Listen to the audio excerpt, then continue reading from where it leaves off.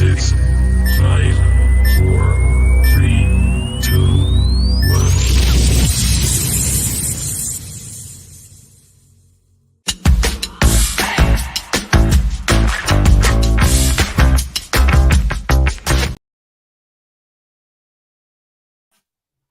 Oh, that wasn't meant to happen, but it happened. But anyway, good evening, everyone. Welcome back to Through Black and White Eyes. I love it when technology plays up. Probably me clicking on a button I shouldn't have clicked on, but I'm too excited and I want to talk to you with Gary, with Mauro, about the amazing result today. I'm sorry we're on late. It's just how things panned out sometimes. But don't forget to hit the subscribe button if you enjoy the show, guys. There is an option to be a member if you would like to. The link is at the top of the chat. It's been pinned. So if you'd like to become a member, click on the link and follow the instructions. And don't forget, in the bottom right-hand corner of the chat, there is an option to donate if you want to. And super thanks, or thanks it's called, if you watch them back on a replay, you can also do it that way. But anyway, Fulltyne is now live. Let's bring the boys in because it's been one hell of a bank. Boxing Day, Christmas, everything. So hello, Merry Christmas to you guys. I hope you had a lovely day yesterday. Hi guys. Hi, cracking. Pissed, but cracking. Yeah, still suffering. My house is freezing. I've got a cup of coffee. Probably won't sleep tonight. The little ones loved it. What about you, Mauro? Did you have a good Christmas? Yeah, good Christmas. A lot of food and still recovering from it, as always. I had turkey for Christmas dinner, turkey sandwich, gravy sandwiches for a snack last night, and then I've just had turkey and sandwiches and gravy again tonight. I'm actually going to turn into a turkey. It's great. Similar here. Yeah, exactly. Toom, Black and White Army, how are the lads? Merry Christmas, Baz, and Happy New Year, son. Ho, ho, ho, and all that bollocks. Same to you, Ian. Evening, Lee. Thanks for joining as always. Dave, you're the best, Baz. Give you a fucking Merry Blinking Xmas. Evening, Gary and Mauro from Lee as well. Hi, Baz. Hope you've had a great Christmas. These are mad times. This time last year, we were second bottom. I know, David. Merry Christmas to you. I hope you had a good one. This is why I'm so excited to be doing this tonight after this result. It was unbelievable. Even though I hope you're much better, Blade. I know you've said it in the group you are. People were asking after him today, and I was like, yeah, this is my watch along. I don't care. But obviously, I do. And he's coughing a lot, but he's getting better. So that's the good news. So I just want to show you this because I think this is brilliant. Isn't that cool? It's class. Wow. An actual thoughtful gift. I love it. Really cool. She even got the number right as well. I couldn't believe it. Right, so before the game, there was a little bit of news that came flooding in. Was obviously John Joe Shelby. This is from Magpie 24/7, who has got a great channel. Check it out. They're in our private group. They're a good group of lads. But he's out for 6 to 8 weeks again with a calf injury. Obviously caused by eating too many mince pies and all, probably playing on one of those dance machine things that they can afford to buy. But Gary, it's a big gutting, isn't it? Because he's just come back. He's looked really fit at the start of the season. We're all excited to see him on the bench again. And then, boom, he's gone for 6 to 8 weeks again. It's not a good sign for me, this one. Because he's fit. He's looked after himself. He's worked on his fitness. He's tried to get back. And then for that to happen. How old is he now? 32? 30, 31, 32. Yeah. 31. That's not a good sign for me if that keeps happening. When that keeps happening and you're not playing regular, it doesn't look good for him. It doesn't. I read somewhere that considering, they haven't offered him a year's extension. Yeah, it doesn't surprise me. No, and that's coming up soon, but he hasn't been offered one.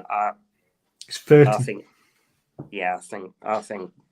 I know a few people think he'll be here next season, but I've got a feeling this will be his last season. Yeah, could be a golden handshake at the end of it. He's 31 in Feb. It's a shame, Mauro, but all good things come to an end, and he's been a great servant for us. So there we are. Yeah, it's a big shame. I was really happy to see him back, coming back to the team because I think he offered us something different when he's playing and when Bruno is further up the pitch. But I think he had in his contract that in this final year, if he plays certain amount of games, that his contract would be automatically prolonged for an extra year, which now with this injury, it seems that he won't get to that goal and automatically probably we won't prolong it any other way. So yeah, There was a big few shame. people who said that he's already made it, but I don't know what's going on with that, to be honest with you.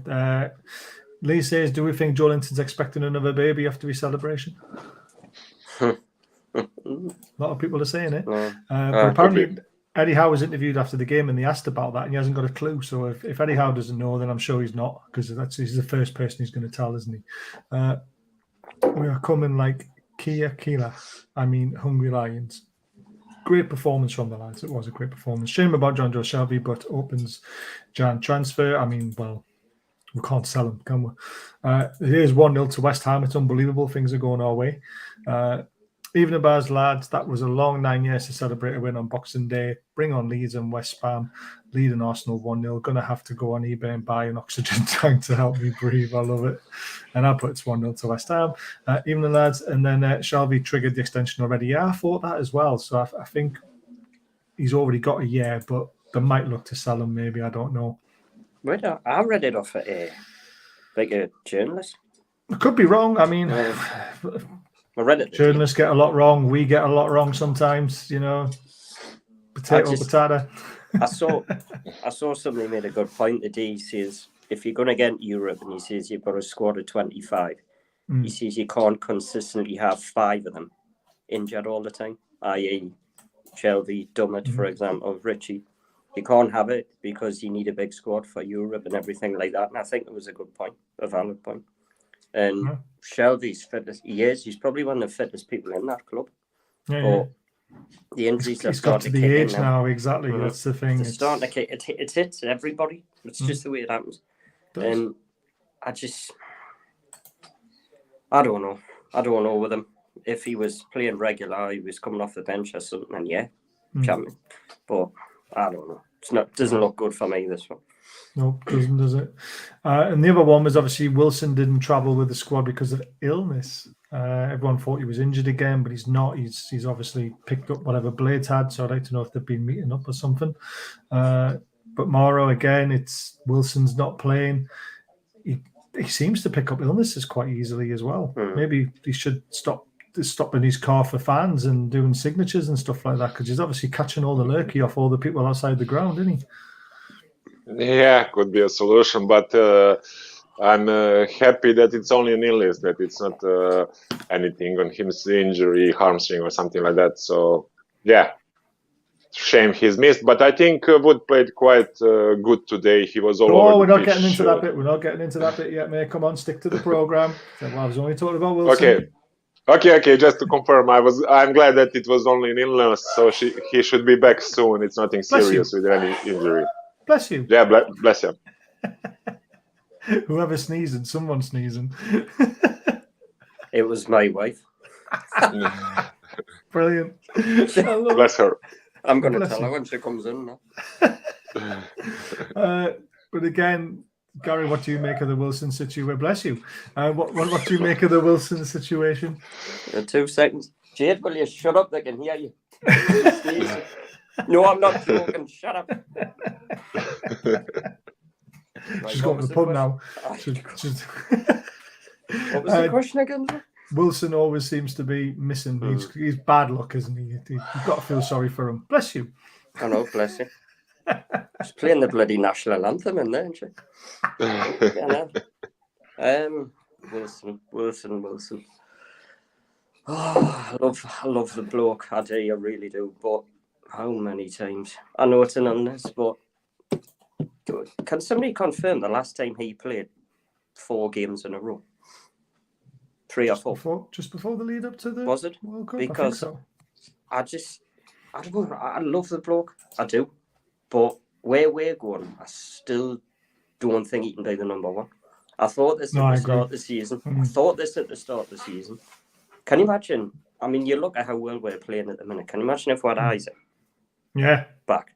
And I think that's where we're at our weakest at the minute because my main two strikers are out, and that's nothing against Chris Wood, but I'd keep Wilson 1,000,000%. I'm not saying get rid of him, but I don't think he can be number one. No. I think if he plays a game every 2, 3 starts, whatever he does, comes on for 30 minutes, I think we'll see a great Callum Wilson. But he can't be the number one, and maybe that's why he brought Isaac in for that role. I think so. But then he got injured. Exactly. So it's like, can you imagine where we would be though if we had a 20 or 30 goal striker in that team at this moment in time. I mean, we might have picked up those extra points that we didn't pick up, to be fair. Exactly. Bournemouth game, Palace game, probably be 4 points better off. Wolves away. Just things I think about now, where we would be. But as for Wilson, I don't know. He'll probably come back next game. A couple of games later, I'll be out again. Well, he's due back for the Leeds game, so fingers crossed. But they are coming thick and fast because we play Leeds and then we play Arsenal on the 2nd of Jan, don't we? So yeah, they are coming thick and fast. So anyway, I guess into the game. This is how Leicester lined up. Obviously, no Maddison. It's been asked in the group in the chat. Do we look into that more than what we would normally do because of the links, Mauro? I mean, I personally think Maddison's on his way. I think so too. There have been too many coincidences with all of the talk before, with them setting the price again, with him now mysteriously being out with the World Cup and his interview and everything. I think, and also the most important thing, Leicester need the money. They're under their FFP. They need, and he's their bigger price asset. So I could really see that transfer happening in this winter. Yeah, I honestly think it's going to happen as well. I still can't believe Arsenal getting beat. It's crazy. Things are going our way. Gary, do you look into the Leicester team? I mean, Vardy was on the bench as well. I mean, they're a team now where they look like they can beat the teams around them, but then when they come up against a stronger team, they struggle. And Maddison, not even on the bench. I mean, is he injured, or is it literally they're saving him because they don't want him to play against the team he's going to? Or we've got something in the pre-agreement, even though it's probably not allowed. I don't know, but well, I don't know if anybody saw it, but Jeff Stelling tonight, well, when it was on, right, he said that there was a good chance Maddison was going to be involved. And he ran on the grass. He ran on the grass this morning and he felt his knee a bit. Not linked to the injury, but he said something different. And this came from Jeff Stelling. And I thought, what a load of bollocks that was. That to me straight away, it's not Jeff Stelling talking bollocks. It's what he's been taught. Yeah. I agree. For him not to be on, I mean, right, he was on the England bench for 3 games. He confirmed he was fit. Southgate confirmed he was fit. He comes back and he's out. And Rodgers out. Yeah. Rodgers makes excuses that he's not fit. Well, he was at the darts the other day, so exactly. I know he wasn't running, but I think Leicester fans are right when they're asking the question is, right, you're on the bench for England, why all of a sudden are you injured for us? And exactly. It's in what he doesn't know when he's going to come back, Rodgers. It's something fishy. I mean, you know what it is? He could be going to Tottenham for all I know. Yeah, well, exactly. He could be, but it stinks of the Kabay situation for Leicester, doesn't it? I think he's. I mean, he could have been at the game supporting the team the day, but he did. I'll tell you what, he didn't. I thought he was captured in the ground, wasn't he, with his arms folded, wasn't he? Yeah. He could have went the day to support the team, or he could have went the day to go and speak to Trippier again or something like that. Yeah. I think speak to our owners, to be fair. If that was a Newcastle player, I would straight away think that's fishy. That mate. Yeah. It's happened to us in the past quite a lot of times, hasn't it? But this is how I thought we would line up, and I wasn't far away. Apart from obviously Wilson was an illness, and we never had that information on Friday when I did the. Was it Saturday? I did it. Sorry, the look ahead, and this is how we actually lined up. So Chris Wood obviously started instead. Which, I mean, the team picks itself now at the moment with the injuries we've got. And if Wilson was playing, Chris Wood dropped to the bench. ASM's not fully fit yet, and you've also got to win your place back in this team. Now, Eddie Howe doesn't like to change a winning team, so I think it's always going to be this team until something happens to the midfield three or the other two lads. But it was an absolute stunning first half performance. That's where the game was won. It was won in the first 7 minutes, really, wasn't it? I mean, Joelinton went through on goal, got absolutely hacked down. No questions, it was a penalty. I don't even think VAR looked at it. I think it was that obvious, wasn't it? Yeah, it was a clear penalty. And if ref had any good look, and he obviously did, there was no need for VAR. Definitely not. VAR, I mean, even if they looked at it, they probably just would have laughed and went, yeah, that's a pen. I think there's not enough brown envelopes, Gary, that could have stopped that penalty. Even the Leicester player looked and went, oh, what have I just done? Yeah, exactly. It's a telltale cell when it's written all over the face, isn't it? Yeah, I think when I first saw it, I wasn't sure. But then when I saw the replay, I thought, bloody hell, it's bloody obvious. That's just one way I was looking. But the angle wasn't great live, was it? And then when they showed the replay, because when I saw the first one, I thought, oh, he's just fallen over there. And then when they showed the replay, I was like, that's stone wall. But then when I saw him go down like he did, I thought he doesn't go down like that. Well, yeah, exactly. So I thought he's being caught. So. Yep, and he was. And then obviously we all tweeted out it's going to be a hard game today. There's no Wilson. Chris Wood's obviously starting up front. I still said we'd win 2-0. I was close. But Chris Wood stepped up. He took his time because referee blew his whistle and he still waited. And then he smashed it down the middle, Mauro, just like Harry Kane should have done in the World Cup. Yeah. It was a really good penalty. And I think he had a really decent score for us now lately. It's I can't remember that he missed any penalty for us now, right? And good penalty, good start of the game. It was just the first sign of things what were about to come after that. Great sign. It was, wasn't it? It was a great penalty, wasn't it, Gary? And every time Wood takes a penalty, I'm so relaxed because he's going to smash it in every time, isn't he?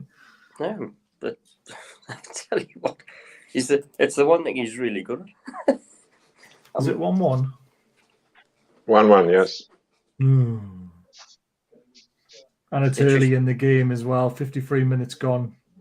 It was a bit too good to be true, wasn't it? It just shows you, though, doesn't it? Getting disappointed over a team above you equalising. I know. Like top of the league. But it's every time someone opens their mouth as well. I did it after Brentford went 2-0 up. I went, oh, yes, let's win today and we'll be 3 points further away from Spurs. And suddenly Harry Kane scores the header. And then the guy scores the volley. And I'm like, oh, what did I say? And it's always Spurs' second half team, aren't they? So Toon getting a pen, a bigger miracle than the birth of our saviour. What, Eddie Howe? For me, keep gaining points up to me, then we'll see where we are. I guess first back 25 to 1, £10 bet through nephew.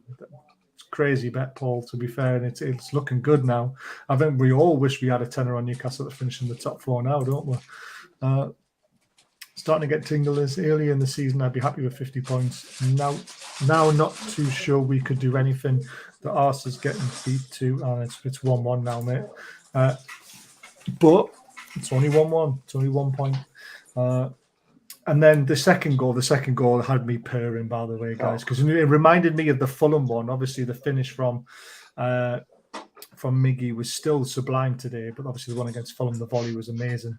But the pass from Bruno, well, the whole start of Bruno flung it out wide, which looks like he was looking for Miggy. Miggy was like telling Trips to stay back, and Trips went, no, I'll take it. Miggy got on his bike. Trips dinked it over to him, and his first touch was brilliant because it put him 2 yards backwards in his touch, but the Leicester defender didn't follow him. He cut inside, took another two free touches, played it to Bruno for the 1-2, and that's the runs he's been making for God knows how many years. But Bruno's through ball was just sick. It was just unbelievable. But then again, if you watch the touch from Miggy as well, was even better because it took him right into his stride. It took out 3 Leicester players. He had him one-on-one with the goalkeeper. He sat him down and he just slotted it in the corner. Absolutely sublime goal. And it could be up there, Gary, for goal of the month again, couldn't it? I know it's not a screamer, but it's the pass from Bruno and it's the touch and the finish was so cool and calm. It was brilliant. We've scored some corkers this season. Yeah. But that's in my top 5. It really is. Oh, that was class. And if Bruno's on his game, we will win the game. Yeah. Just like they did. And that pass from him was superb. Miggy's touch was superb and the finish was even better. Yeah. So it was just... And it's a good job it wasn't on his right foot. But because I've got a better right foot than him. But it was just quality. And wild starts from him in the middle of the park again. I've got no more words for him, honestly. Yeah. He's quality, absolute pure quality. And it was a cracking goal. It was. Mauro, what did you make of it? I mean, it's the pass for me that makes it. It's the pass and their connection. It's not just this game, but their connection all the time. Bruno and Miggy, they have a really special connection. And when Bruno has the ball, Miggy knows where to run. And it was a perfect pass and also great technique from Miggy and great finishing in the end. Really, really great goal. Amazing goal. And it's definitely got a chance of goal of the month just because of the actual play itself was brilliant. And then the third goal kills the game for me in the first half. And if we finally score from a corner after all the corners we've had and the quality and the height we've got in the box, I said to you, didn't I, when we went over to Saudi Arabia and Joelinton scored that header. I said, we need to see him do more than that, being a bully in the box and getting on the end of them. And he did that today. He out-jumped Tillemans, who didn't look interested, if I'm honest with you guys, when he was off the ball. I wouldn't sign him on his, especially that performance tonight. As a captain, he was a shocking captain. But Joelinton just went over him, bang, Alan Shearer-style header into the corner, Mauro, and that was it, game over. Yeah, it was game over. It was great goal. Now, nice to see finally scoring from a corner. And that's always what Big Joe is capable of. He's a big, strong guy. He has a very good header in him. And it was just probably the time when they will start flowing from the corners and similar free kicks. So it was nice to see. And as you said, it was game over. And we just put it in the lower gear, second half, just cruised till the end. We did. Gary, what did you make of the header? Do you want to see more? We want to see more of it, don't we? We want to see Botman doing it as well, though, and Dan Byrne doing it. Well, you've got quality from Trippier who can do it. So, and do you know, going back to the past year, but can you imagine what Shearer would do with his corners and free kicks if you were putting in the box like that? So, you're right, Joelinton needs to do it more often, but it was a cracking header. I mean, there was only one winner and all. When I saw it go up, I thought, he's going to beat him here 10 times out of 10. And that's exactly what happened. And I don't know if I thought it was going to be a very tough game today, and I went for a draw because I thought it would take us a little bit of time to get my stride. I thought Leicester hit a bit of form. But even Brendan Rodgers said Newcastle were the better team. And Leicester were poor. I thought maybe we made them look poor. But I thought they were poor. I think we did, and I think they were poor as well, which we'll come to because it's only the first half. Blakey, we'll come to that near the end of the show because we're talking about the game itself first. Awesome, Paul. Arsenal 2-1. Yeah, I know. We're just getting to that. Look, 2-1. Like I said, it was too early for that equaliser for West Ham to stay in that game. So, to be honest, I had a feeling Arsenal were going to come back because I speak to a lot of West Ham fans on Twitter, and they have got no confidence in Moyes and West Ham at the minute. And there you go. I watched the first half and Arsenal were battering them, and I was shocked that they were losing, to be honest with you. So I had a feeling Arsenal would come back. Hi, Mogul. Hope you're feeling better. He is. Surprise Liverpool or Man U will buy anyone since they're on sale. I think Liverpool is not fully on sale, though, are they? It's a bit of a weird one. Well, go on. Something's just come out about Liverpool. 15 before we come on the show. They're in advanced talks about Cody Gakpo 50 Yeah, million I pounds. heard that. Martin Dubravka is part of the Madison deal. That's what I've been told from my Leicester source. That wouldn't surprise me. I think I No, it said wouldn't. that would be a good idea weeks ago, to be fair. So I hope that is true, because we don't want Dubravka anywhere near our squad now. There's our future is bright. Got nephew to place a bet for me. Yeah. And by the way, Paul, I did look for your bet, but the bet that you wanted to put on, you just can't find it anywhere unless you go to a bookies and specifically ask for it. You wanted to know what you would get for, I think it was Newcastle winning the cup and then winning the league in 2 years' time or something like that. They're bets you can't find online, I'm afraid. But yeah, we'll come back to the Gapo conversation later on. Batman is the man. Oh, I've lost superlatives talking about him as well, but there we are. But yeah, so the first half, I mean, this tells you how good we were in the first half. We had 53% of possession. We had 7 shots, 4 on target, 1 off target, and 2 block shots.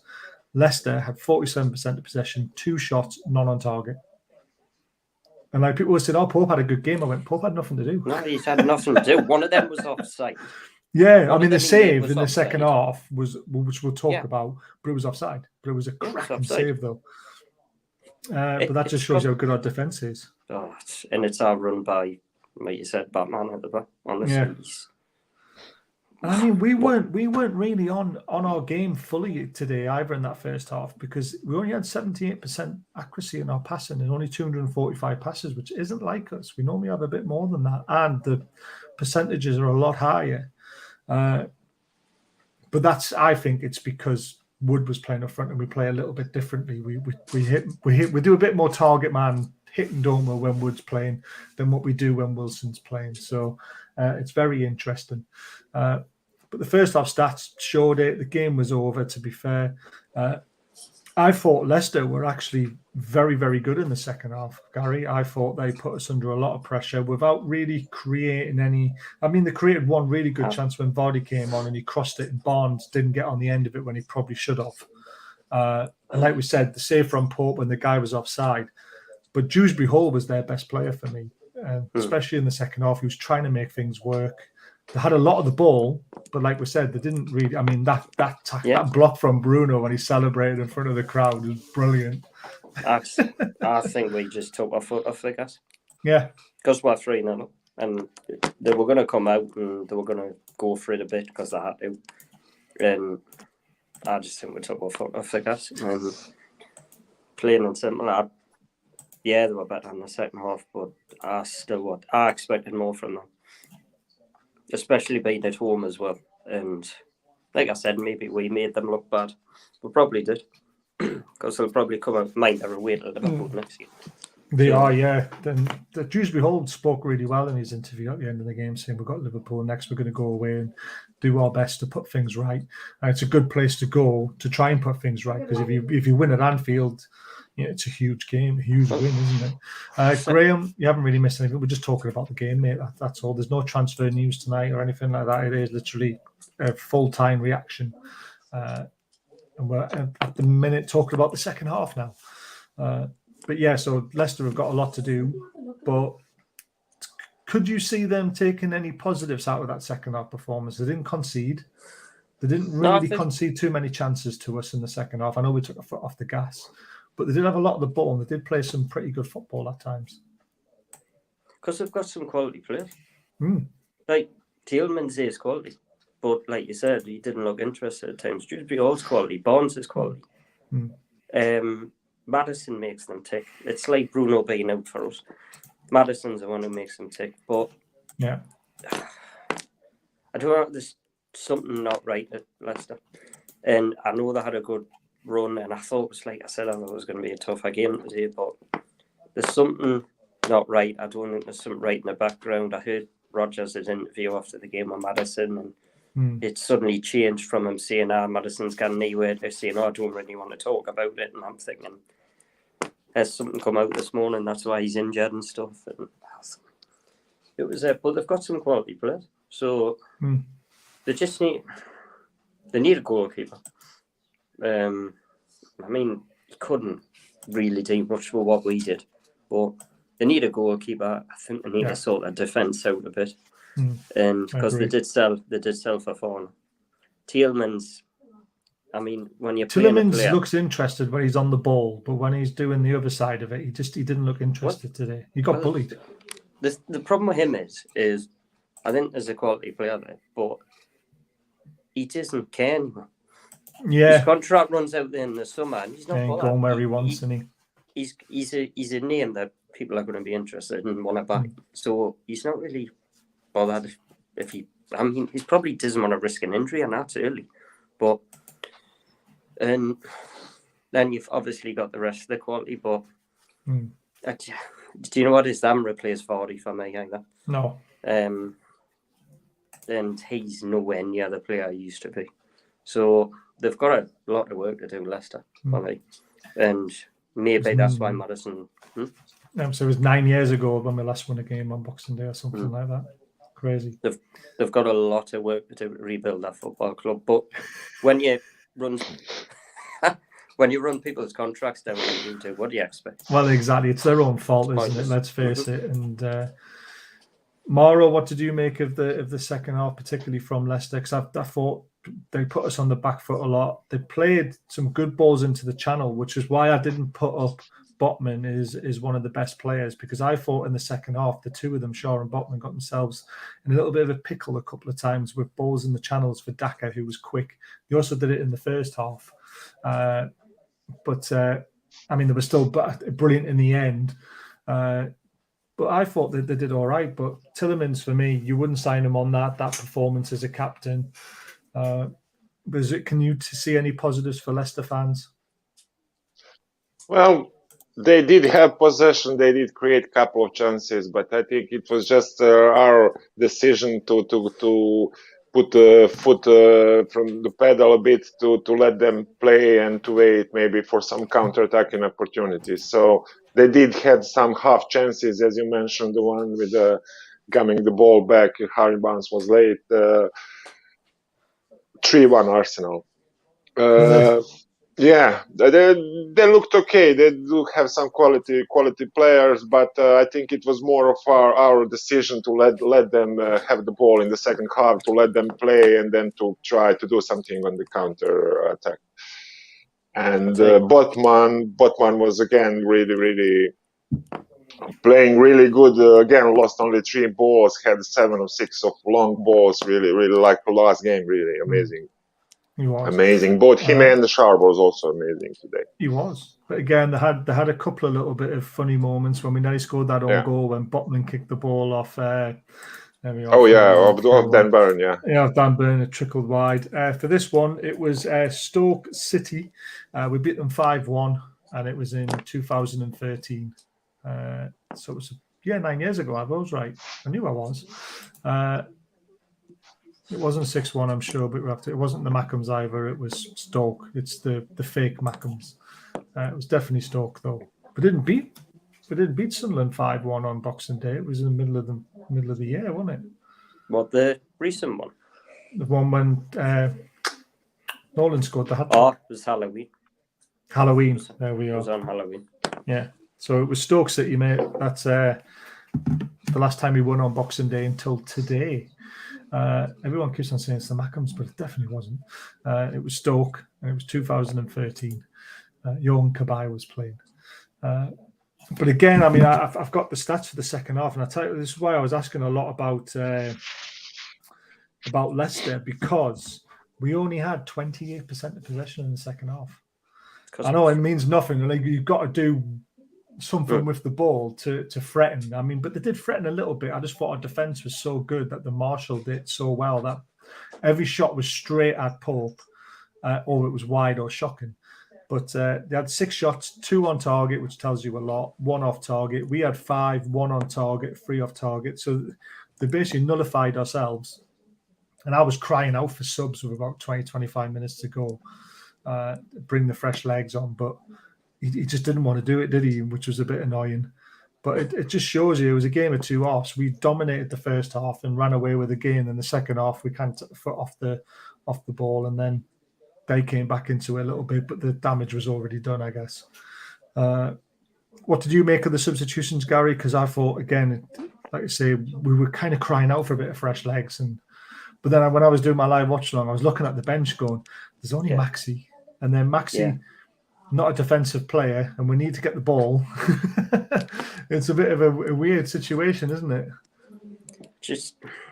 I don't think it's a bad bench, but it shows you where we're lacking. Because maybe I think you might have hit the nail on the head. Maybe he doesn't trust some of them on the bench. Yeah. He'll never come out and admit it, but maybe he does. And I mean, Anderson was on the bench, wasn't he? Yeah, Anderson, right. Maxi, Fraser, Murphy, Lascelles, ASM, and Target. Obviously Target as well. They're not, apart from Maxi, right? They're not like lighting the world up. No. And you're not looking at them going, right, who can I bring in? He's going to marshal, like he's going to tighten the midfield up and he's going to sort the back four out. And, it just shows you where we're lacking a bit in quality on the bench. And like I said, do you know what it is? I've questioned stuff Eddie's done since he came here. I just don't question out he does now. No, it's hard to, isn't it, when we keep winning? It's pointless. Do you know what it is? Chris Wood starts. Wilson's got the flu. All right, okay. That's what I think now. And if everything he does, like, which is good to goal, doesn't it? Yeah. And I just didn't question out he does now. I didn't. Oh, that's the bottom. And yes, it was in the Premier League against Stoke, hence the reason why Kabay was playing and all them lot were playing. So, Mauro, would you like to have seen some substitutions a little bit earlier, and what would you have changed? I mean, personally, I said bring Murphy on because he's got the pace, he does the defensive side of things, and then maybe give someone a rest, who worked their socks off like Miggy. The game was won. We've got a big game against Leeds coming up, not too many days away. So, make those changes. Absolutely, it's not the first game that I think that he's often does substitutions late or doesn't do all five or something I do in Football Manager when I play. But as Gary said, you can't really question Eddie Howe or his decisions. So yeah. You got to keep. I'm just sorry to see Elliot Anderson not playing more, because I think if it was like that, if he didn't plan to give him more chance, he would have better been loaned somewhere and playing each week, but it would be better for his progression as a player. But you'll see, maybe he gets a loan now in the winter window. I agree with that one. We'll come to that later on. I was laughing before because before the Arsenal game. Yeah. There was loads of Arsenal fans talking about the game and they were expecting to win. And I've watched YouTube videos of Arsenal fans. Yeah. Where the game that they think is going to be that toughest. Really? Well, where the game. I think so. The way we are now. they've even said at home. We're at home, but there's something about them. And they were expecting a comfortable victory the night, but it's our game where they're thinking that we're going to have to be on our game to beat them. That's what they want to say. And it just shows it. But West Ham folded in the second half. No surprise. Moisel went in at half time and says, just keep it tight. Don't do anything else. I love it. That's it. Never works. Well, that was the end of the game. We obviously won the game 3-0, very comfortable. We're still wondering if Joelinton's going to have another baby or not, another Geordie. I put out a poll for man of the match. I'm going to put up the stats of the players who were involved in it. So first one was obviously Miggy Almiron with a 7.4. He scored a goal. He only had one shot on target. He had one shot blocked. He had 2 out of 4 dribbles. 38 touches, only 65% passing accuracy, wasn't great. He won 2 out of 5 ground duels. He only lost the ball 11 times though, which is not bad. 2 clearances and 1 interception. And then we've got Kieran Trippier, 8.3. I mean, every week his stats are just phenomenal, and it's hard not to give a man of the match every game. He got an assist, 4 interceptions, 3 tackles, dribbled past 2 players. What else do you have? 78 touches, only 61% passing accuracy, which is not very good for him. He had 4 key passes in the game, 5 out of 9 crosses, 4 out of 8 long balls. Big chances created, 1, as we know. and 2 out of 3 dribbles attempts success, of course. So he had a fabulous game again, as always. He's just unbelievable. Captain fantastic. Bruno, obviously, again, gets a lot of the plaudits. He got the assist for the second goal, which was superb.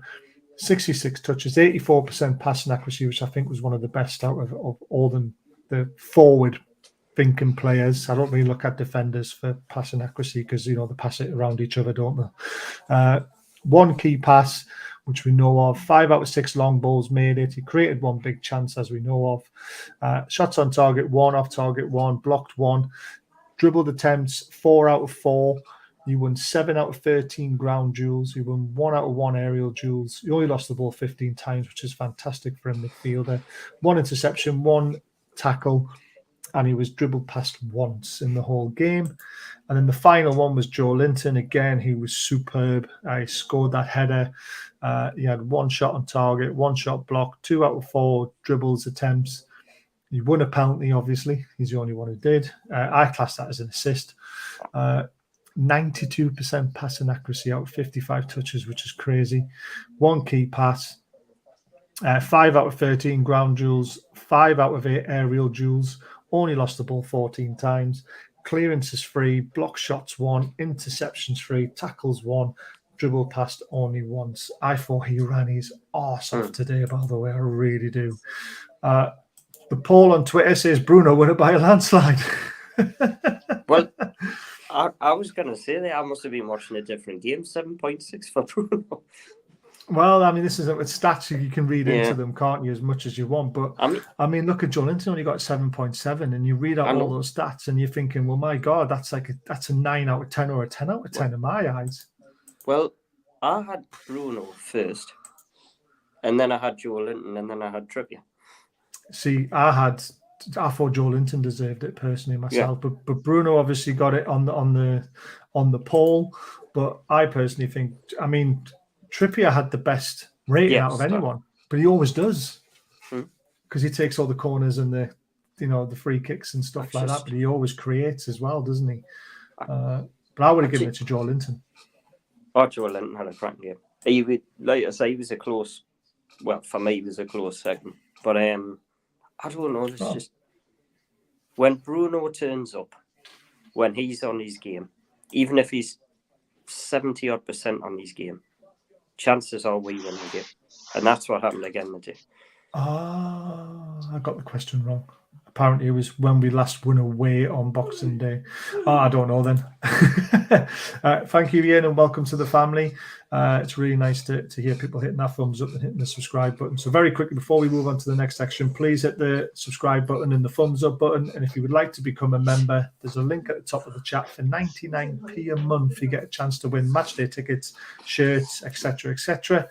And if you would like to donate tonight, $sign in the bottom right-hand corner. Hit that and you can donate what you like, and everything goes back into the channel. Some goes to charity, and it's we do our best basically. But yeah, Mauro, who was your man of the match? Do you agree with Bruno, or just looking at those other 3 that are in contention, or is there anybody else you would have thrown in the mix? I know Botman got a lot of mentions on Twitter. Probably I would agree with Bruno today, but I'd say there were a couple of players who were around the same. They played really good, so you could say any of the Big Joe, Bruno, Botman, Miggy, or Trips. They were all amazing, and each one could have gone the man of the match the other day. So, but I think I would go with Bruno because I think he was really, really great and great today. Yeah, Fer's going for Joelinton as well. I just thought we're winning the penalty. He won the header. He ran his backside off. His defensive work was superb. But again, I know. Go on, Gary. I was just about to say it. Like, I've been watching football since I was 7 years old. I have never seen a transformation in a player that big as him. Because 3 years ago, I had him away. 2.5 years ago, I thought, what have we bought here? And then Eddie Howe comes in and turns him into that.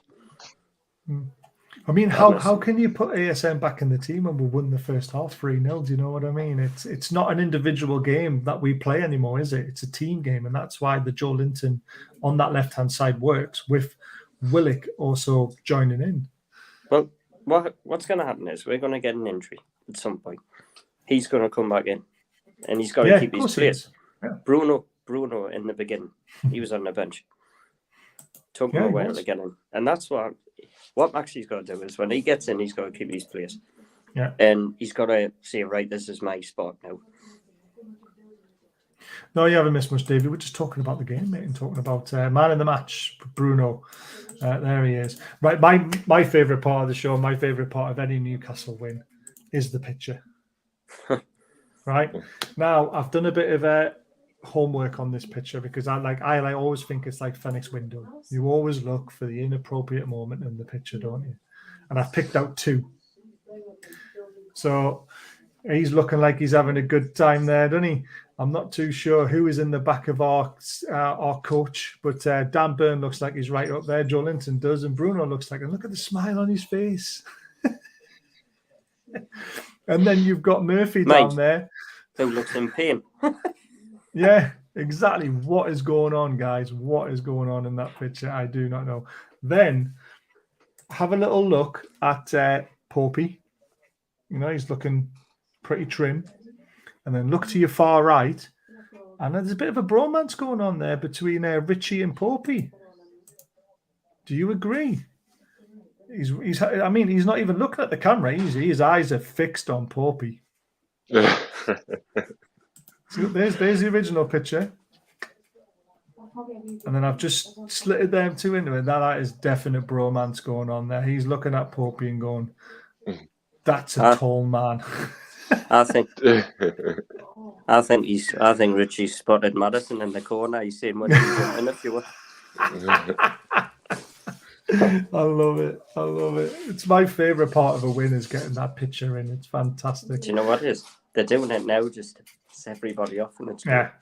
They do it. If you had that reason, because I get all the Macams at work going, "Oh, it's bloody stupid that," and I'm going, because it pisses you off. That's why. Yeah, exactly. And the women have got involved in it as well with the women's team. It's fantastic stuff. So I put this out. This was obviously well before the game. It was a few days ago. I was going to use it for a different show, but I thought I'd use it tonight because after tonight's win, it was second in the league. So I put the poll out there as the season is about to restart after the World Cup break. What place do you see NUFC finishing in?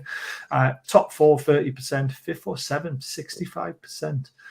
8th or 10th, 4, and some Macam decided to vote for between 11th and 20th. Exactly, 1,733 votes. I wonder how many people would change their vote after today's win, Mara. Not sure. It's a statement. It's a statement win today, personally. Away to Leicester, they were in good form before the break. We were in good form before the break, but we were all worried about the break, interfering with our run. We've come out in that first half, battered Leicester, won 3-0, took our foot off the gas, was second in the table. If I asked you now, where would we finish? Where would you vote? I would say top 4 before and after the game. Oh, did you? See, I said between 5th and 7th. Yeah. I think we will finish top 4. Everything looks great. Looks great for us this season, and people were worried about World Cup break, and we just continue as it. There was no break at all, and hopefully we just continue with better leads, and then it will be a big game against Arsenal. He's having a baby. He's having a baby. Joelinton's having another baby. He's having another Geordie. Get in. If you were voting now, Gary, did you vote in that one? Yes. Where did you vote? I went 5th or 7th. Ooh, would you change? Oh, it's only one game, but it was a big game, wasn't it? All joking aside, right, we're not going to win the league. Not yet, right? I'm never saying never now. Nah. Do you know why? Because of Manchester City, that's why. Yeah. Right. Arsenal, I don't know yet, because they're like us. People think they're going to fall away, and it's not happening. Right? So, God. Do you know what it is? I think it all depends on what PIF want to do. Now, if PIF want to go top 4 and they think they've got a chance, then see what happens in January. Because I'll be able to tell you at the end of January, because I'll know what they're going to do. Yeah, I agree with that. I'm not, apart from Arsenal, I think Liverpool will start flying up with this. Apart from Arsenal. They look dodgy tonight, though. Yeah, they did. In the second half, they were poor at times. And Villa, in the first half, Villa missed bag full of chances in the first half as well. Because Liverpool need midfielders, desperately. But I still think Tottenham I'm not convinced about. Chelsea I'm not convinced about. They're playing football manager. Man United I'm not convinced about. So there's no reason why we can't get top 4. Absolutely no reason. If I was making a prediction, I would say Arsenal, Man City, Arsenal, Liverpool at the moment. Mark, I mean, even if De Bruyne gets injured, they've still got so much class in that squad. Yeah, that's the problem. Yeah, De Bruyne is massive, don't get me wrong, but they've coped without him before. So Man City have done it time and time again, and they always come on strong in the second half of the season. And that's the main threat. Bayern, absolute mate. I agree. So I voted between 5th and 7th because I was being conservative. But after today's performance in that first half, I'm going top 4 now. I don't think anyone's going to catch us who are that further down. I think Man United haven't got enough. I think, like you said, Spurs will falter. I think Chelsea will falter. I think top 4 is definitely there for the taking. And I'm not going to rule out winning the league because until it's mathematically impossible, I'm going to enjoy the ride. All the top 4 still have to play. And exactly, this is the thing that I feel gives us a chance. But you are right, and I've said this so many times. The owner said to the Newcastle players and managers and staff and all this sort of stuff, do not rest on your laurels. We demand, you carry on and da-da-da-da-da. And I said straight away, when I heard them say that, if they're demanding the players to reach for the stars, aim for the stars, we might hit the moon, then the owners have got to back what they're saying as well. They can't just ask the players and demand them to carry on this form without any reinforcements in January, because we all know, looking at that bench, we've got one player who can change a game, and that's it. So if things go wrong, we need to have that backup. We need that financial backup. So they've got to put their money where their mouth is as well, haven't they, Gary? And I'm not saying they're not going to. I'm not saying they won't, and I'm not saying we're demanding this now, but they're demanding a certain thing, and that comes from a demand on them as well, doesn't it? Well, likes of Gakpo and Liverpool and all this, and I think I just don't think PIF are going to sit there in January and watch the rest of them around them buy players and not buy anybody. I think they're going to buy somebody. I think we're 2 players away from guaranteed top 4. Yeah, it does, Mark. But if we were losing that game against Leicester 1-0, for example, and then we look at our bench, we'll be like, fuck. Do you know what I mean? We've got ASM to come on and hopefully change the game. I've got no confidence in Murphy. Yes, he does a job, but I've got no confidence he's good enough to change a game. Do you know what I mean? It's having game changers like Man City have got on their bench. Chelsea have got a squad full of players who can change a game as well, even though they're playing so poorly. Yes, the current squad has got a second, but when you look at it, the current 11 have really got a second, haven't they, Mauro? Because let's face it, most of the 11 play week in, week out, don't they? The team kind of picks itself at the moment, unless there's an injury like there was today. Well, that's true, but then again, when you look at our attack today, some time ago, when you look Big Joe, Chris Wood, and Miguel Almiron playing, you would say that's a bad attack, and they're all playing amazing. Some of them really above their abilities, probably, and I agree. We need a player or 2, but also it's. Eddie wants to keep the team that wins. He wants to keep them together. So only injuries are putting players out. And I think with this squad we could realistically fight for top 4. But at least one player, maybe 2, we will be signing Just depends whether they are big name players for hefty fees or they are like younger players for squad. For a 25-man squad, but I think I see at least 2 players coming in. Yeah, I can see 2. And it's no disrespect to the squad that we've got. They're very hard working. You know, like I said, it's not an individual game like Maxi has to play, and we expect him to do the individual greatness anymore. We don't. We work as a team, we attack as a team, we press as a team. Everything's brilliant. But there is moments in games where things don't go right for you. You need to look at your bench and think, right, boom, he can change a game for us. And like I say, there's only Maxi who I see that. You know, you don't see the top teams having Murphy, Fraser, Richie on your bench as your attacking quartet, though, do they? Thinking that they're going to change a game for us. It's blatantly obvious that they're not good enough, and we know that. This is, 2 years' time, Alex Murphys and people like that are going to be on the bench. Yeah. And that's going to be the difference the young ones are buying. But yeah, exactly. To me, watching them now, that only a couple of players short. Yeah, exactly. We're not massively short, but No. in the long run, when you've got European football next season and stuff like that as well, we are very short. Yeah. When it comes to squad depth. But right now, to challenge for the league, we're probably 2 or 3 players short, and no more injuries. Mm-hmm. That's the key thing as well. If we lose Bruno, you know, yes, we've dealt without Bruno before, but in big games, Bruno's a massive player for us. You know, there's just a couple of things that could happen that could derail us a little bit. Kieran Trippier getting injured would be an absolute disaster, huge, wouldn't it? Because we haven't got a quality right back. Yeah. You'd see the massive difference there.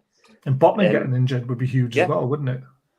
And people are going to say, well, say Salah getting injured at Liverpool, but they'll replace Salah with Jota or something. Yeah. I know they're injured at the minute, but it's. Well, Salah scored today, didn't he? I don't think PIF are going to sit there and just watch the rest of them just go out. I think they're going to do something. Because I think they say it now. I think they're looking going. There's got to be good football people talking to them and saying, you must be rubbing your hands right now. Right, at the start of the season, we weren't guaranteed Europe. I think we're just about done guaranteed Europe. Yeah. Well, that's the Conference League or not. It's going to take an absolute miracle for them not to stay in the top 7 or whatever it is now. I agree. So there's Europe. So they must be thinking now, well, we've got a bit of European football next season. So go one Champions League. Yeah, you might as well go whole hog. Yeah. And I think they're going to. I did see that guy fighting for the shirt, and I actually commented on that when I was doing my live commentary, saying we don't want to see that, you know. But unfortunately, when you throw a shirt into the crowd, anyone gets their hands on it, there's a battle for it, unfortunately, regardless if it's a kid or an adult. I don't like it, but it's just one of those things. Sorry I'm late. We'll watch back later. One question for the esteemed panel. Are we going to win the league with 6 games to spare or 3? I love it. If we lost Bruno or Botman, that would hurt us. Anyone else, I'm not sure. Trips, as we mentioned, definitely. And yeah, even Miggy at the moment with his goals, we can't afford to lose him either, to be honest with you. That was a disgrace. I think Joelinton would be a massive blow. See, I'm not 100%. Yes, it would be a big blow, but again, he's replaceable with, Longstaff, with ASM. Yes, you lose his battling qualities and his drive and determination, but I don't think he's a must. He's one of the first names on the team sheet, but he's not a Bruno, if you get what I mean. He's not a Miggy. Yeah. But yeah, I get what you're saying. But I don't know, we can cope with him, I think. Leicester didn't have game changers on their bench this season. They won't when they win the title. Are you all Turkey fatigued? We're going to win the domestic treble. But they didn't have a lot of injuries either, though, did they? I don't think they had any injuries that year. And they did have that little Japanese guy who kept, was it Japanese? He was the guy who played up front. He kept coming on and scoring. Akazaki or someone like that. Come on, Mauro, you should know his name. Yeah, I know what player you mean, but I can't remember the name. He came on and scored against us, didn't he? The twat. Yeah, I think so. But when Leicester won the title, they had Conte in the middle, didn't they? Yes, they have Conte. Yeah. They had Jamie Vardy in the form of his life. They had Riyad Mahrez in the form of his life, who's going to move to Man City. Illness, Peter. And I think they played every game. Yeah, they did. Yeah, they think they literally missed played it. almost every game, and that's the difference. We've got a team of players like Wilson, like Shelby. You know, they just seem to be dropping off, you know, week in, week out at times, which is a bit annoying. Eating hog roast sausage rolls, nice. Percentage-wise, what's the chances we get Madison and Jan? I'm going 85%. After today, I'm going 90. Ooh. Mara? 75. Ooh. Or less. Tut. Right, let's go back to Gapo. A player we've all admired. Mudryk as well, who's come out and looks like Arsenal potentially. But they've only offered 40 million or something, 20 million add-ons. We could do a deal like that quite easily. First, Liverpool. Liverpool are in a bit of a different situation compared to Man United. Man United are trying to sell the club completely, aren't they? I think Liverpool are trying to sell stake, aren't they? And they're trying to get investment, which is why they will still potentially do business more in this window compared to what Man United might do, because they're trying to sell the club fully. Yes, they're just looking for an investment, and because of their aging midfield, they need a couple of players in there, and they are looking at players like Jude Bellingham, which would cost them really heavy penny. And I don't think they can afford him. I really don't. Not sure about this winter window, especially if they don't get the investment in time. But I don't know. He seems to have his heart set on Liverpool more by some stories I read, and maybe he'll wait until the summer to get his move there. But yeah, as you said, it's a different story with that and Man United case. Sorry, Gary. Yeah, go on, Gary. No, I was going to say, I've seen it time and time again where players are like linked to a football club, like Bellingham as well, Liverpool. It reminds us of Piquet. Yeah, It really does. yeah. And we know how that turned out as well, don't we? You're going to wake up and Bellingham will be in talks with Man City or Real Madrid or somebody like that, and then you'll just think, well, it's a... I definitely agree with that. They've clearly made a move for Gakpo because Diaz is out for a while. Yeah. And I don't know. I'm in a bit of a minority with Gakpo. I think he's still got a long way to go. He had a decent World Cup though, didn't he? Yeah, he had a decent World Cup. But I remember when Diaz came in for Liverpool, he looked absolute quality, and then he started going off a bit because people started figuring him out. And that's what people do in the Premiership. They figure you out unless you're like top quality. And I'm not calling Diaz a not quality player because he is, but it's I don't know. I'm still not 100% convinced on Gakpo. I'm probably in the minority, but if Liverpool are going from, he must have something. Because Man United, Liverpool, everyone seems to be linked with him at the moment. Obviously, we were for a little bit. Peter says he'd be a dream signing for him. Again, a lot of people put their stats up, Gary, about Mudryk, and Gakpo's got much better stats, and both of them aren't in a great league, to be fair. Yeah, and people, like I said, that could be time bollocks. You know what I mean? I'm just not convinced. What? Because of a World Cup? And do you know what it is? James Rodriguez had one of the best World Cups I've seen. I had him in my dream team. I was making points galore off him. And I know he went to Madrid and all that, but it didn't work out for him. No, it didn't. It didn't. And he went off. And just because you have a great World Cup doesn't make you an absolute superstar. He's not Messi, is he? And it's... I don't know. Look at Rodriguez. He ended up at Everton. That says everything. Yeah, exactly. And I don't know. Look, I still prefer Mudryk. Yeah, I would pick Mudryk. I would pick him. But that's just my opinion, you know. Hey, that's what you're here for. Mauro, what about you? Obviously, you know both of them quite well. You know Mudryk a bit better than Gakpo. Which one would you choose personally? This is your opinion. Can I get the third player in? No. I would take Diaby over both of them. No, we're not talking about Diaby. Okay. Hard question. Well, both of them are playing in a much lower league, and both of them haven't proven yet anything. As you mentioned, yeah, he had a good World Cup, but the way they were playing, it's totally different than we play now. They had really defensive team, and a lot, almost everything was going through. Yeah, that's the one. Yeah. Almost everything was going through him. So, but he was good. I think Gakpo is twice as expensive as Mudryk will be. So I think out of those two, I would go for Gakpo. I think he will be like 40, 50 million transfer, and Mudryk will be like 80, 90 or so. Things, yeah. So only so on money that. wise, Gakpo sounds more the better choice. Because let's face it, we're not going to spend 80 million on one player over. I'll give Liverpool one thing. They're very clever at buying players for cheaper. I mean, when you think he's costing 50 million and Anthony cost 80, and all he does is to spin the circle. Yeah. So makes me laugh every time. That. Well, if anything, it's going to annoy Man United fans, isn't it? Could you imagine Anthony turning up to the revealing at Real Madrid and turning around spinning a ball that will fucking throw onions at him and everything, wouldn't they? I mean, that's what you're bringing to Real Madrid. Sorry, I mean, when I knew Man United were after him, I thought, because Liverpool are after him, I'm starting to.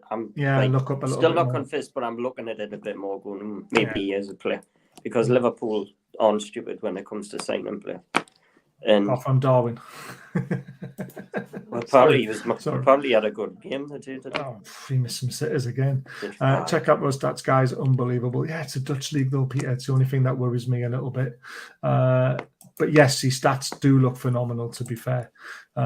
They also spent nearly 100 million on Nunes, exactly what I've just said.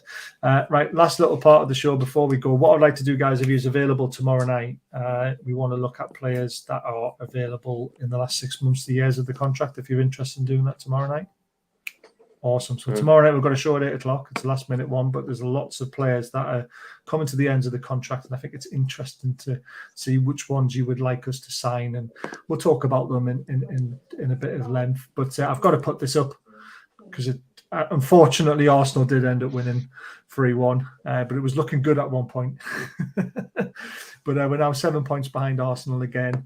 Played the same amount of games though. There's only City who have got 2 games on Newcastle and Arsenal, but they've got to win them. Points on the board is always important in my eyes. Tottenham, obviously, getting that point was a big gutting because we could have had a 4-point gap there, but we've got a 3-point gap instead. But look at the gap to Man United. 7-point gap to 5th. That's what I'm looking at now. And I know everyone says, yeah, we can still win the league. And I've said it as well. And Gary, you're saying it's not our time, and it's probably not. But if we can keep that gap between Man United, Liverpool, and Brighton, how they are, and Chelsea aren't even in the picture here, top 4 is just, it's in our grasp. 7 points is a lot of points to get in this league, and especially the way we're playing. So I'm excited. We're second, riding on a crest of a wave. 21 plus goal difference at this stage of the season, Gary. I don't think we've ever had 21 plus goal difference at this stage of the season.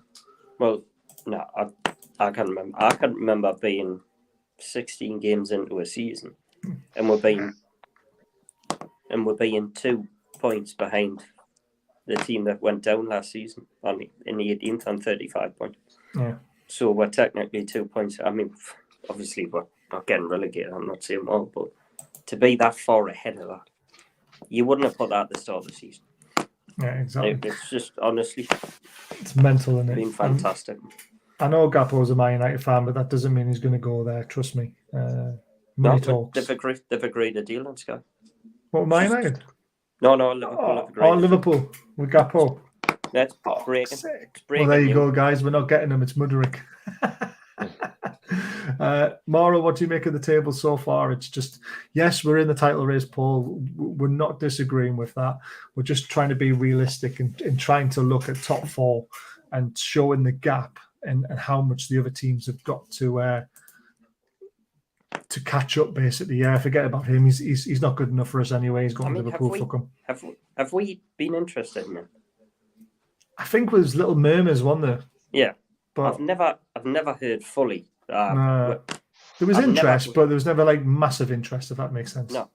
Whereas I know people are convinced Murdoch's on Arsenal. I much rather love this. I keep hearing his name coming up. And I keep seeing journalists coming out saying Newcastle are interested and they've inquired. And his name's the one I keep seeing pop up. But I've never seen Gakpo's pop up for. So not for a while, to be fair. So but we'll talk about it all tomorrow night at 8 o'clock. But tomorrow, the league table, it's just immense, isn't it? Amazing. And this is our best defensive start in history. So not just the Premiership era. Our best was season 1901-1902. We had 12 goals in 16 games, and now we have 11 goals in 16. So it's best defensive start ever. Really, really amazing fact. And I'm afraid of Liverpool. I think they will start to getting higher up the pitch. They will start playing better. But it looks great for us, and they will probably go up. But I don't like to look much of the other teams behind us. Let's just keep going like this, and who knows? Top 4 would be great. I think it's a really possibility. Not sure whether it will be fighting for the title, but who knows? Who knows? We'll see. I think it's a bit of a bizarre signing by Liverpool. Like, I can see why they're doing it because of Diaz, but personally, I think they need centre midfielders. Yeah, exactly. I thought it for a while, and he's now centre midfielder. Well, maybe Diaz is going to drop back because he can play in that free behind as well as the free in front. So that could be why they're signing him, potentially see him as a deeper midfielder rather than a further forward one, potentially. I mean, I just think Fabinho, Thiago, and Henderson are all in their 30s now. So I think it's in the middle of the park where they need to sort it out. So, yeah, I agree. Right. That's enough for tonight. 3-0 win. Unbelievable stuff. We'll be back tomorrow night at 8 o'clock. Definitely 8 o'clock tomorrow. I apologise for changing it tonight. It's just because I completely forgot the missus was at the York City game. She was coming back at 5 o'clock. We needed to have tea after we put the kids to bed, which means I would never have made 8 o'clock. So we went for 9 instead. But we'll do 8 tomorrow night. Tomorrow, you've got a list of players in the group chat who are running out of contract. I'm going to do a bit of digging on them tomorrow. If you guys can have a little bit of digging on them as well. And we'll have a good chat about who we could realistically poach or take in the summer and get our squad depth a lot better. But thank you for joining, as always, and staying up this late. We will see you tomorrow night at 8 o'clock. Good night. Bye.